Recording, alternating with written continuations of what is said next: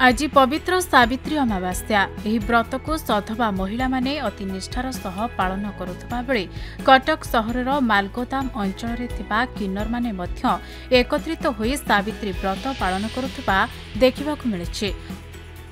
आज नुहे दीर्घ 15-20 वर्ष है जितेबाला आमर किन्नर कल्चर परंपरा आरंभ होती आम सावित्री व्रत पालन करुचु।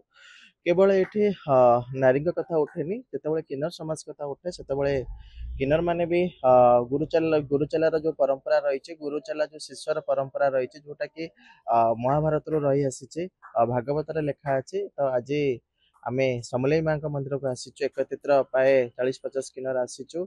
गुरु आम आज सावित्री व्रत पालन करुचु गुरु दीर्घायु कामना करुचु गुरु केमती भलरे रहिबे आ मो किन्नर समाज केमती आगु बढ़िबो किन्नर समाज केमती सब क्षेत्र में उपाधि पाइबो बा सब क्षेत्र में सम्मान अधिकार पाइबो से ये नहीं कि आज आम व्रत पालन करुचु। माँ को पाखरे एतिकी प्रार्थना करबु कि ओडिशावासी को भलरे रखंतु आ मो गुरु जो आमर गुरुचेलार परंपरा अछि आम गुरु मानक भी भलरे। अस्वस्थ वृक्ष तले सेमाने एकाठी होई नुआ साड़ी शंखा सिंदूर पूजा करने सहित फल भोग लगाइछन्ते। तेबे सावित्री व्रत पाळुथुवा किन्नर माने निज गुरुंक पई सावित्री व्रत करिथान्ते। एहा सह समाजर मंगल मनासी सेमाने सावित्री पाळिथान्ते। एही सावित्री व्रत को सेमाने गुरु शिष्य परंपरा बोली कहिथान्ते। खाली सेतिके नुहे सेमाने गुरुंकु ही तांकर परिवार मानन्ते।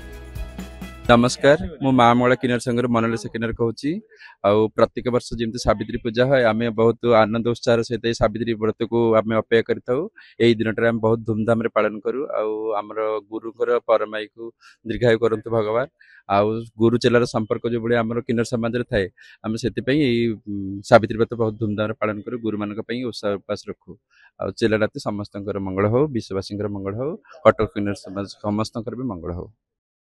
कटकरू आरित महापात्रଙ୍କ रिपोर्ट खबर ओडिशा।